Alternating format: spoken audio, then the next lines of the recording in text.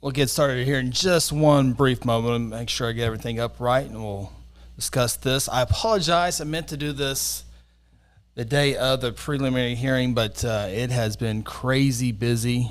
It's going to be busy over the next couple of days as well. So I apologize. I meant to do this the day of, but just the timing would not allow me to do that. So if you just bear with me for a few more seconds here, I'll kind of give you a report on what I saw inside the courtroom last week. I believe that was last Friday. I better grab my phone. Let me grab my phone real quick and we'll get started.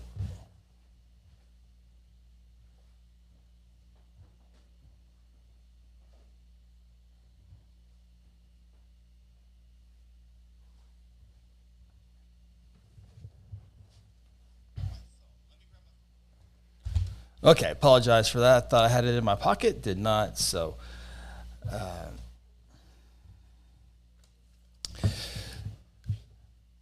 okay, before I begin this deal, these are just my opinions here on the entire deal. I took notes on this preliminary hearing. Of course, the case is a case back in 2021. Dan Triplett was arrested and charged in the first-degree murder of Brent Mack, 50 years old. This story, a lot of people probably know about it. Mr. Mack was found shot and buried underneath a septic tank in far northern Logan County near Mulhall. And so there's a preliminary hearing. I did the article on this, and I was going to have this video with it, but again, just got busy with it. But just kind of give you an idea what happened inside the courtroom on this day. Maybe can go into a few more details than what I did in the article, but if you have questions, I'll try to answer those as well. But the case was held in front of Judge Catherine Thomas out of Payne County. Judge Thomas came down here to Logan County. We have one judge that is out and one that has or will recuse himself from the case. So Catherine Thomas, the Payne County judge, made her way down to Logan County. She first told all the folks inside the courtroom there were 15 members of Mr. Mack's friends and family on one side, and then on the other side, Mr. Triplett had 10 family members and friends on his side. And before I kind of go into this, I'm gonna have a lot of my opinions on this. Again, my opinions don't matter, but I know covering these deals, a lot of people can't be inside the courtroom, so I kind of take it upon myself to be in there and try to come back and let everyone know what it was like inside there. And before you walked into the courthouse that day, there was a pretty heavy presence of Logan County Sheriff deputies and Guthrie police officers inside the outside the courtroom before you even walked in. Once you I remember I remember seeing 7 officers outside the courthouse, and then once I got inside the courtroom, there was another 7 deputies inside the courtroom as well. So really heavy police presence. There was nothing, no outbursts, nothing. Both sides were incredibly respectful of the procedure. I will say this, Mr. Triplett, charged of the crime, you just got to remember he has family that had no idea what was going on. So I know sometimes the family members get kind of pushed into this mix as well. Remember, they had nothing to do with this deal. So they're going through a pretty crazy time, both in the public and during this court process. So I just want to make sure to be fair to them. But the judge let everybody know ahead of time that there would be no disruption or outburst, and it will not be tolerated. But again, everyone was respectful before, during, and after the preliminary hearing. Started at 9 o'clock on, was it Friday? My days are so messed up right now. 9 o'clock on Friday, and it ended at 11:02, so about a 2-hour process. In preliminary hearing, there's just both sides. There's no jury, and so the Logan County District Attorney's Office has to prove that there's enough proof to the judge that a crime was committed and that there was probable cause that a crime was committed and committed by Triplett. And in preliminary hearings, they take very, very little proof to bound it over for trial process. So most of these times there is enough probable cause to take it to the jury trial process. For the Logan County District Attorney's Office, Logan County District Attorney Laura Austin Thomas was there. She didn't. She was at the table. She didn't address any of the plaintiffs. Kevin Etherington, our top assistant district attorney, did most of that, and also J.R. the Cockla, I believe is how you say his name, was also, and of course Lieutenant Mark Bruning of the Guthrie Police Department was at the table as well. At the defense table was Dan Triplett. Ron Wallace is his lead attorney, and there was another attorney. I don't remember if I got his name written down, but he was there. But Ron Wallace is the one who did most of the questions back and forth. Rochelle Wilson, there was three, the state called three witnesses. Rochelle Wilson, which is the daughter of Brent Mack, Lieutenant Mark Bruning of the Guthrie Police Department, and Kevin Woodard of the Oklahoma State Bureau of Investigations. He's a special investigator. Those were the three that were called up by the state. The defense, which we'll get to that here in a second, did not bring anybody, did not call any witnesses there. In these preliminary hearings, you kind of get an idea of how, if it goes to trial, how it would look as far as evidence bringing in. And I can say these are just my opinions, but there's a lot of evidence going against Mr. Triplett in this case. Video surveillance cameras being the number one thing I think will prove here. Dan Triplett's 68 years old.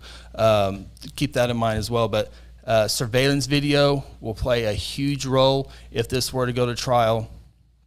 And just some of the statements that Mr. Triplett gave to police as well. So first off, we'll kind of go into order here. Rochelle Wilson was there, again, the daughter of Brent Mack. They're just setting up the foundation that Mr. Mack was missing. He wasn't replying to cell phone messages. He's very talkative, but no one had heard from him. And so missing persons report was filed, and then police started looking for Mr. Mack. So that's what Rochelle was there, just kind of set the table there. Mr. Wallace, Triplett's attorney, did not have any did not ask her any questions. And then next was Lieutenant Bruning was called to the stand, and Kevin Etherington of the DA's office supplied those questions. And I'm just going to read kind of my notes here. The investigation began September 28, 2021. A green duffel bag. Remember, Mr. Mack's missing, so then a green duffel bag. A residence finds a green duffel bag in their backyard, and inside that duffel bag was identification of Brent Mack. So police know there's a person missing. Now there's a duffel bag with identification in the backyard. So Mack was employed by Dan Triplett, who ran a septic tank business here in Guthrie. So Mack worked for him. Called the office, called Dan Triplett, and Triplett told Mark Bruning that he had to let him go, he had to terminate him, and that he gave him $1,000, and that he dropped him off at the laundromat over on Cleveland Street, just off the division across the street from the library, is what he told him. And that he was going to Texas to marry his girlfriend, is what Mark Bruning testified to. And so, again, camera surveillance, and police done a very, very good job on this deal, but they go to surveillance video of the library, and they go to surveillance video of the laundromat. The laundromat surveillance video, which no video was shown, the camera inside the video, the laundromat, is on the inside, but you can kind of see the outside from what I got here, and then the library video. But anyway, they see Dan Triplett's video truck go in that intersection, just like he had said, but there's no one dropped off at that, is what Mark Bruning testified with. Library shows Triplett, but no Mack. Search warrants were applied for the phone address on the last job. So Mack and Triplett worked at a last job. Dan Triplett had told him it was on West County Road 69 in Crescent. But now that he's missing, there was a document search warrant applied for Dan Triplett's business or his property, and they found a receipt that that there was a $3,000 cash down payment at another field about 5 miles from that, near Mall Hall. And then in the interview with Triplett, Bruning said he was not forthcoming. So the search warrant, they found a receipt book with information inside the truck, paid in cash on the 20th. And there's a business called Ruggs Brothers, and they have video camera as well on this address in Mall Hall. I think Kevin Woodard, we'll kind of get that in a second. He said the surveillance video at where the septic tank was being installed, you can see a white shirt and a gray shirt, and they were about 500, 600 yards away. The video camera is 500, 600 yards away, so you can't see a black person, a white person. You can't see face, but you can see a white shirt and a gray shirt. We'll get to more of that here in just a second. But Bruning says it's grainy black and white video, gray shirt, white shirt, and you can see a person in a white shirt down in the hole digging. Then you see a gray shirt come across, and then the white guy goes into the hole. I put quotations, into the hole, is what Mark Bruning testified to. Bruning also says one person leaves in the same truck, and all the videos said it was his work truck. Bruning can say the medical examiner was called to the site because on police investigations, if they find a body, they can't move it. The only person who can move a body is the medical examiner's office. So they brought out, the medical examiner's office came out, the city of Guthrie came out with a backhoe, county commissioner, District 3 came out with equipment as well. Kevin Woodard actually went to the place where the septic tank was purchased from and had to learn how to bring up the septic tank without damaging the septic tank, and had to take a crash course on that. Anyway, so they dig the septic tank up, get it out of the way. And then, again, this is Mark Bruning testifying here. They removed the tank from the hole, and they got these probes, and they started digging, looking for loose dirt. And then once they find an open, loose dirt, is how they described it, an odor of decomposition was there. And then eventually they were able to find what they said a belt of a body, and they removed the dirt and they found the body, and then they started slowly digging out. They said there was identification on the body. I believe they said there was an ID card as well as a food stamp card that belonged to Mr. Mack. He was transported to the medical examiner's office. And on that same day, Guthrie Police Department, OSBI, arrested Dan Triplett at his house. And I believe that was on October 21st, 2021. Again, this is Mark Bruning testifying here. No contact with the father of the 20th. Phone had no activity since the 20th. There was also other videos out there of Triplett coming back. West Side Travel, the Dollar General, and Crescent all had video of the truck driving. Then it was the attorney for Dan Triplett to question Lieutenant Mark Bruning. They talked about, did you know Mr. Mack before this? Mark Bruning said he had arrested Mack a couple of times. He had talked to him casually around town because he knew him. He said he had one violent interaction with Brent Mack. He had to take him to the ground when he arrested him. He went back to saying black and white, did not recognize the faces as far as that video. Mack never drove the equipment. That was Dan Triplett. Bruning testified that. That's when Bruning said, gray shirt walks around, white shirt falls into the hole. Talked with Triplett 4 or 5 times before 10:15, and here's the thing that came up twice. And as the evidence is huge for police and the district attorney's office. So as I'm sitting there, what is the defense for Brent Mack, or excuse me, for Dan Triplett? What is his defense? And because there's not a whole lot out there right now. Just again, just me sitting in the courtroom. But Wallace, the attorney, goes, "Did you read Triplett his Miranda rights?"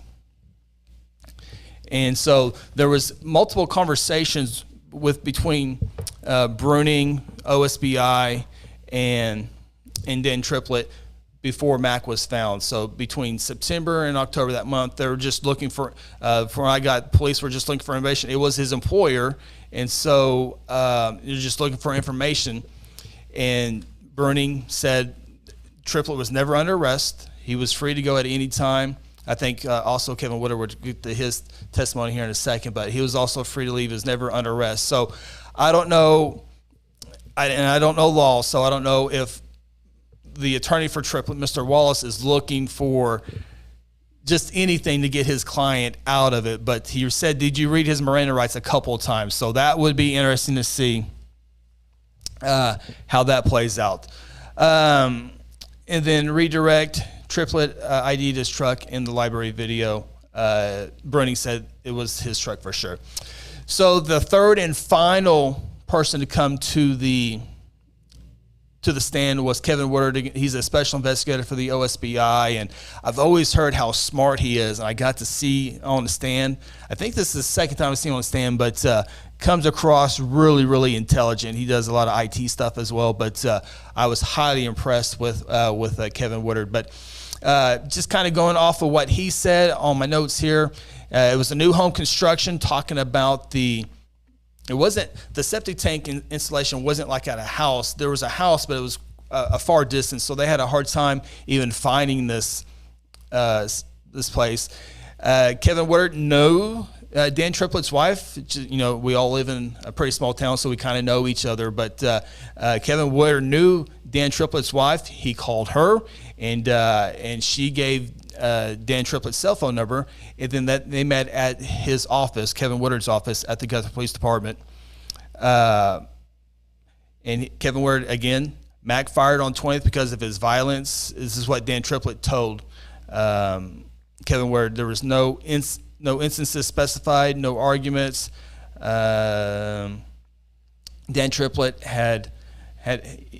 Triplett said he had heard Mack arguing with somebody on the phone, didn't treat his customer right, so he gave him $1,000 severance pay and terminated him.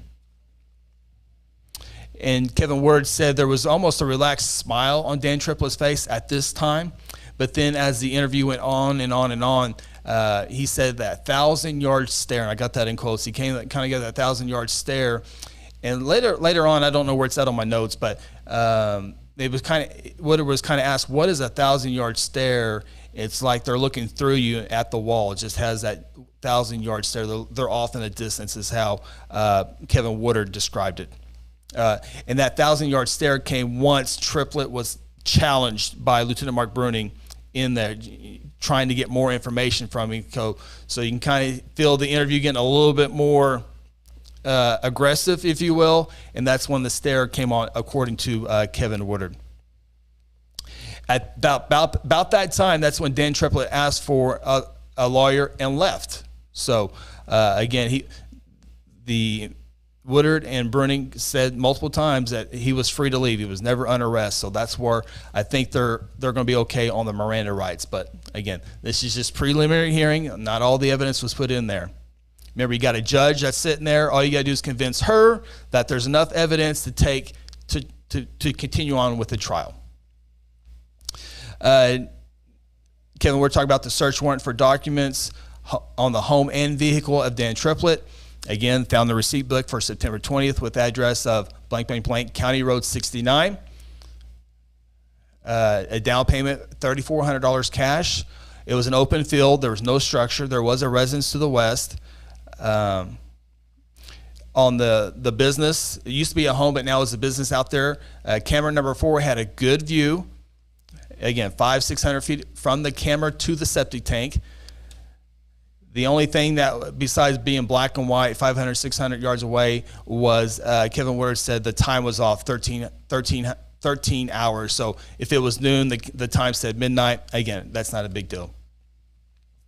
They said they collected 3 days of videos and that he did go through every second of those days.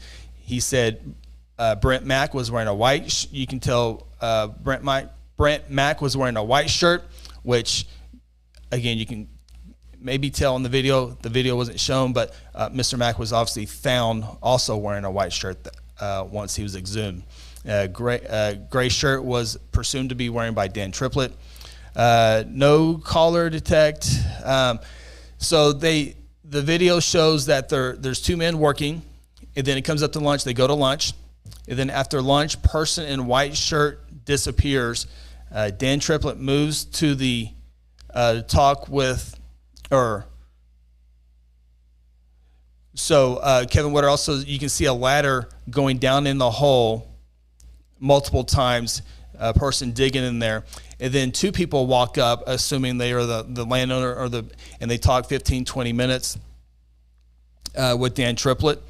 And then the people, we didn't hear from the landowners, but police said that they confirmed it was the two landowners that came over and talked to Dan Triplett, probably about how it was set up and the payment, all that good stuff. But they said anywhere from 5 to 15 minutes was that conversation.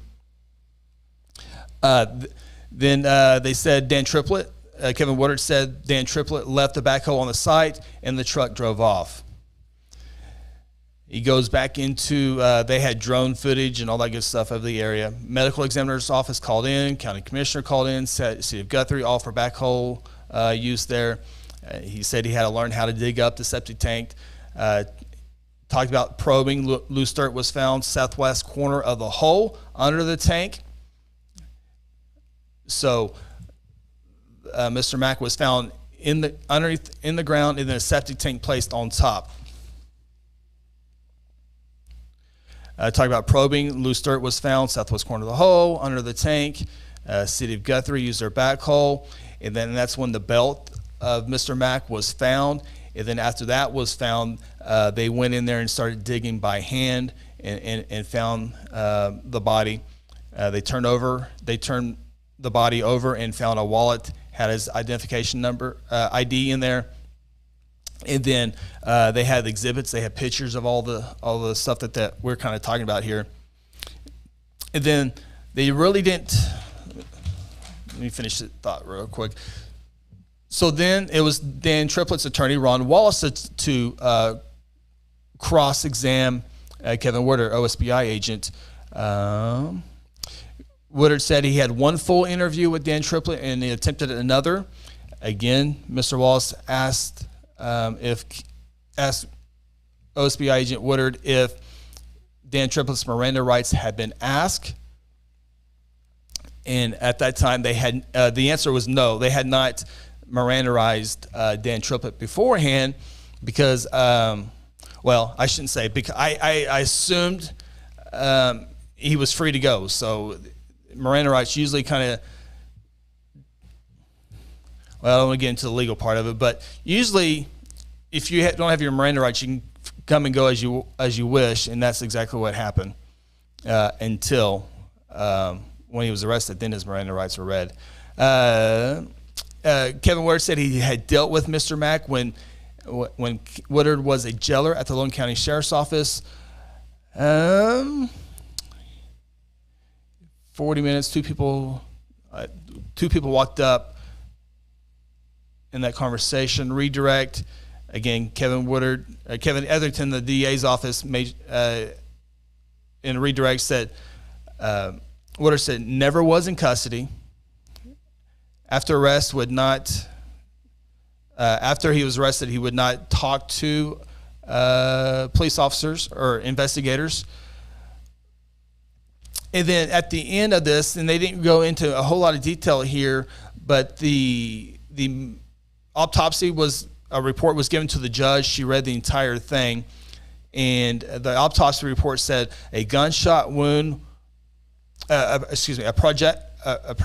projectile was found in the chest, and that the autopsy report showed that a gunshot wound was to the back. That's exhibit number 10 that they put in there. And so it came down to final thoughts, final statements for each side.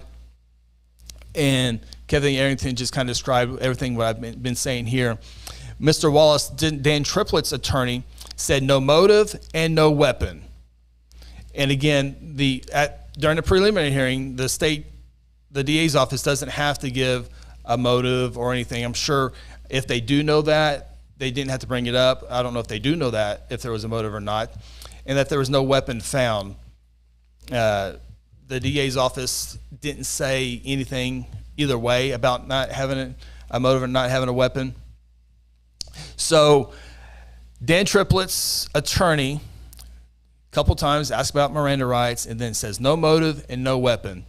So again, if you're the defense attorney, you want to give your whole case away, but again, if you're trying to look into what their case will be, no motive, well, if there's a motive or not motive, the evidence is pretty not in the favor of Mr. Triplett, and no weapon. I don't know. I would assume Mr. Wallace is correct that no weapon has been found in this case, but we'll see how that is. The judge said there was probable cause for first-degree murder and desecration of a body as well. Dan Triplett would be back in courtroom on July 1st at 11 a.m. Dan Triplett was wearing an orange jumpsuit. He had black sandals. He had a white shirt. He had pink ankle cuffs on his ankles, and he had black handcuffs on his hands. And those were my notes. Again, that was a 2-hour process there. Dan Triplett, he was just never made any facial expressions, just looked at the stand the entire time. Did not seem look over his family. I know when it was over with and during the trial, during the preliminary hearing, he didn't look at his family members. And then as he was taken off to the courtroom, didn't look at anybody in the gallery as well. He just kind of stayed straight with the witness stand and the judge in that area. There was a couple of times that a few statements were said that he went to his other attorney and kind of told him something in his ear, but that was really the only motion that Dan Triplett had shown. Again, he's 68 years old, and we'll get to some of these questions here if there's anything like that. Thank you, guys. Again, I said this earlier.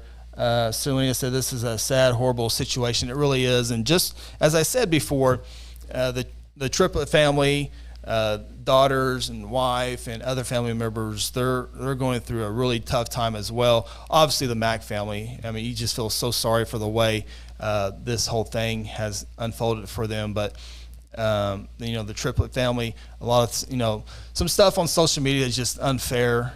But I understand the situation, but they're kind of going through a couple battles, so tough deal for them as well.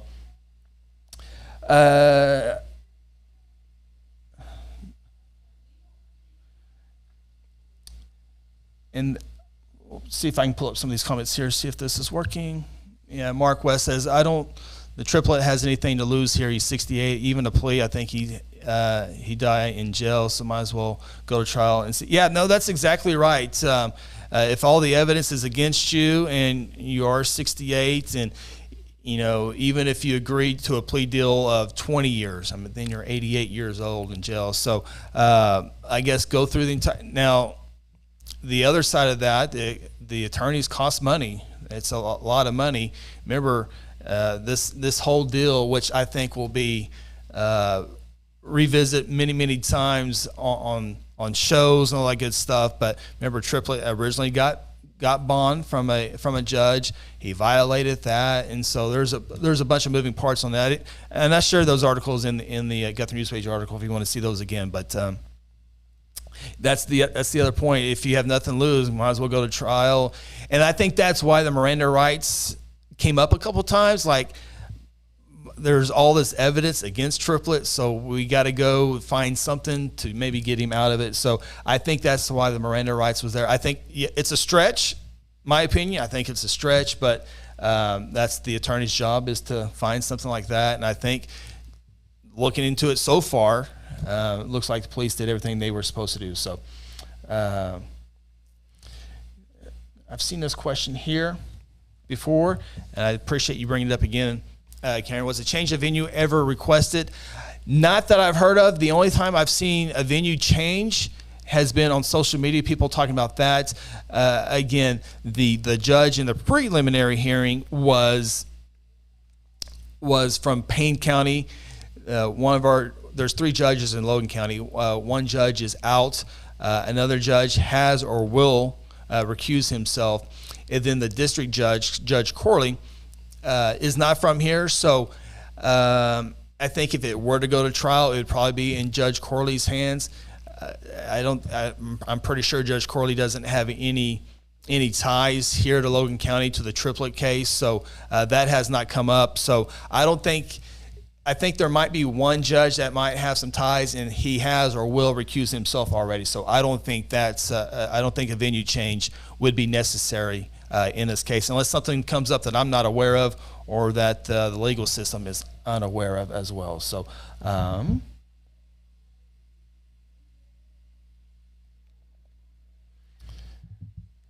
If you have any other questions, I'd be glad to answer those real quick. Again, I apologize. I meant to do this the other day, but there have been so much stuff going on, including we had a ball tournament Saturday and Sunday. Spent all weekend long in Seminole, Oklahoma, home of Assistant Superintendent Ogle. So I got to visit his hometown here for a little bit. So there was other stuff I saw on social media, and I can't remember what they were because it's been a few days, but I think everything's been handled the right way from the district attorney's office. I think they got a pretty good case on their hands. Just circumstantial evidence, physical evidence. Dan Triplett did not give them the location, the second location. They had to do a search warrant for the documents, and that's when they found the location that was not in the register book for Dan Triplett. So. Comment here by Jill. She would probably know a lot about this stuff. They could request it due to pretrial publicity argument is jurors would be prejudiced, not just judged. There you go. And I always go back, and that's a great point, Jill. I appreciate you sharing that. If, in my mind, a pretty big publicity case was also the man who shot and killed David Wade, the Logan County Deputy David Wade. That was highly publicized as well, and that one stayed in Logan County because Judge Corley had no. And then you got to remember, when there's a jury called out, and I went through this as well because people, when they have jury trials, they say, "Have you heard about this case? Anything at all?" And they're like, whether it be. Well, like this one, if there's a jury, they'll have you heard or anything about this, and they'll say I always get a little bit not offended, but humorous because they say that I hadn't heard about this in the news. I'm like, it's got the news page. Come on, man. But no, you got to remember, people live in southern Logan County that don't really associate Guthrie. I mean, they live in southern Logan County. They go to Edmond schools. They go to Deer Creek schools, and they work in Oklahoma City. They never come to the Guthrie area. So there's a ton of jurors that might not know everyone watching this probably knows something about this case. But there's people in southern Logan County or maybe in far eastern Logan County or even far in northern county that don't follow this as close as maybe we do here. So there's a lot. Logan County is pretty big. So I think you can find. If you can find 12 jurors for a deputy being shot, I certainly think you'd be able to find one in this case as well. So, and Jill said this: it's high burn, rarely get. That's kind of like prelims here. It just takes a very little to go into the trial process. So.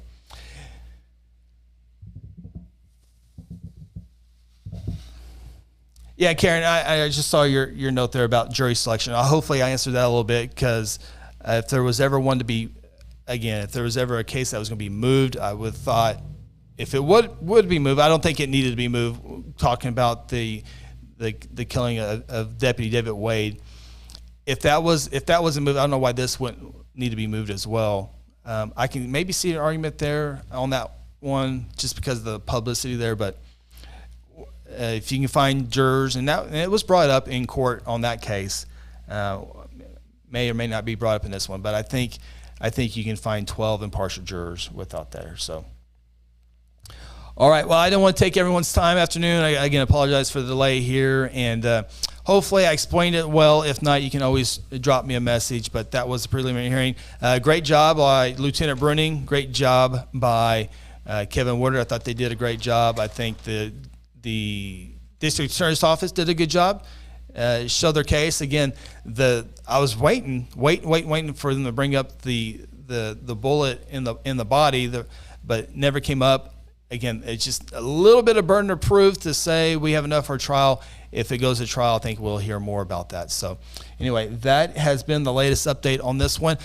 Might try to come back later tonight. Might have Election Day is tomorrow on Tuesday, June 28th. So we might come back here later on tonight to discuss Election Day, some of the races. I think that'll be fun to talk about. And also there is a school board meeting this evening, a special school board meeting. Shouldn't take too long. We'll carry that live on Guthrie News page, Facebook, and YouTube. And I got to mow my yard sometime, and there's something else. Oh, I got to get all the graphics ready for election coverage. The election coverage, Election Day, 7 a.m. to 7 p.m. on Tuesday. And then I'll be in here. I don't know if I'll have any friends with me or not, but I'll be in here tomorrow after 7 o'clock, a little after 7 o'clock, and we will see the results as they come in. We'll hopefully have special graphics going on everywhere and keep you updated on all the races here in Logan County. There's also some races outside, statewide races that we'll try to cover as well. So me and hopefully some friends will be here tomorrow night going into the numbers as they come in. So as the numbers come in, we get them out and let you know exactly who won and who's moving on. If there's runoff races in August, we'll have all the information as it comes in. We'll do it live here as we normally do all the time. So big thank you to everybody for tuning in, and have a great Monday. Enjoy the cool temperatures. I think the hot air is coming around as well. So before I say that, there was an amended information filed. Have you seen it? Janice, I'm not sure if I have not seen that. Might have to message me. Might have an update. Until then, I appreciate everybody tuning in. Have a great day.